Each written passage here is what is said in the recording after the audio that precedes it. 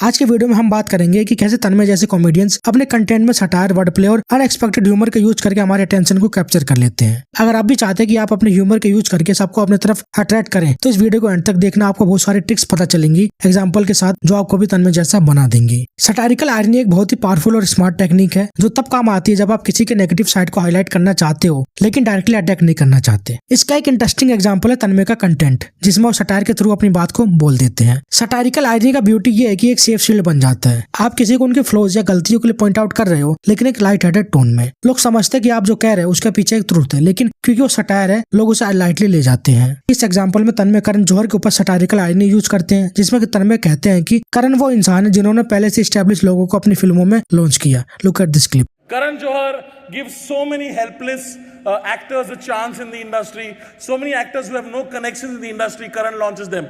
You know, like Alia Bhatt and Varun Dhawan. Actors who have no idea how to launch themselves if it wasn't for Karan Johar. Karan, you are fantastic at uplifting the already fucking uplifted.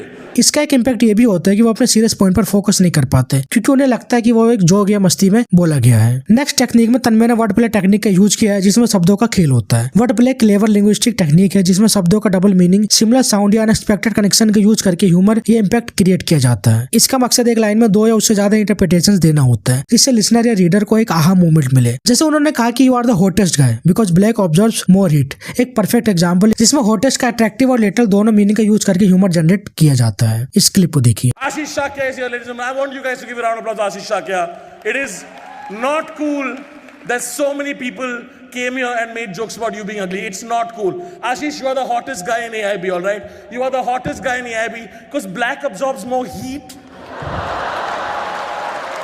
Word play का charm उसके unpredictability और relatability में होता है जो audience को सोचने पर और हंसने पर मजबूर करता है। इमेजिन करो आप एक स्पीकर को ध्यान से सुन रहे हो जो बहुत ही सीरियस और इम्पैक्टफुल टोन में अपनी बात कर रहा है। आपका पूरा फोकस उसकी बातों पर है और आप सोच रहे होते हो कि आपको सॉलिड या इंसाइटफुल बात सुनने को मिलेगी, लेकिन फिर एकदम से वो एक अनएक्सपेक्टेड पंचलाइन मार देता है जो आपको हंसने पर मजबूर कर देती है। आप एक सेकंड के लिए शॉक हो जाते हो और फिर समझते हो कि ह्यूमर का एक कैलकुलेटेड मूव था। इस टेक्निक को बैट एंड स्विच ह्यूमर कहते हैं और इसका मैजिक ये है कि ये ऑडियंस के एक्सपेक्टेशंस के साथ एक प्लेफुल गेम खेलता है। इस क्लिप को देखिए। Let me tell you guys about the rules really quickly. I am your roast master for this roast.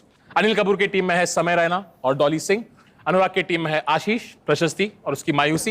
ये ह्यूमर का एक कॉन्ट्रास्ट होता है। पहले एक सीरियस टोन एस्टैब्लिश की जाती है जो ऑडियंस का अटेंशन कैप्चर करती है और उसके बाद क्यूरियोसिटी बिल्ड करती है, लेकिन जब वो क्लाइमेक्स आता है तो वो कुछ सीरियस या प्रेडिक्टेबल होने के बजाय एक फनी ट्विस्ट के साथ डिलीवर होता है। ये कॉन्ट्रास्ट इस ह्यूमर का सोल है क्योंकि ऑडियंस जो एक्सपेक्ट कर रही है उन्हें उससे कुछ कम्प्लीटली अलग मिलता है। इस टेक्निक का सबसे बड़ा एडवांटेज ये है कि ये न सिर्फ लोगों को एंगेज करती है बल्कि उन्हें इमोशनली कनेक्ट भी करती है। जो मोमेंटरी शो का सरप्राइज होता है वो ह्यूमर को और भी इम्पैक्टफुल बना देता है। इसका एक एग्जाम्पल है तन्मय और कई स्टैंड अप कॉमेडियंस का कंटेंट जो सीरियस टॉपिक को एक लाइट हार्टेड पर्सपेक्टिव के साथ प्रेजेंट करते हैं। बैट एंड स्विच ह्यूमर ना सिर्फ एक आर्ट बल्कि एक स्ट्रेटेजी भी है जो आपके मैसेज को रिलेटेबल और मेमोरेबल बनाने का काम करती है। नेक्स्ट टेक्निक में टिपिकली एक सेंसिटिव या पेनफुल रियलिटी को ह्यूमर के थ्रू हाईलाइट किया जाता है जिसमें शार्प विट और आयरनी का यूज होता है। यह समय का मेटाफोरिकली यूज करके आयरनी क्रिएट की गई है जिसमें टाइम जो गुजर जाता है और एक अनबेरेबल पर्सन के बीच पैरेलल ड्रॉ किया गया है।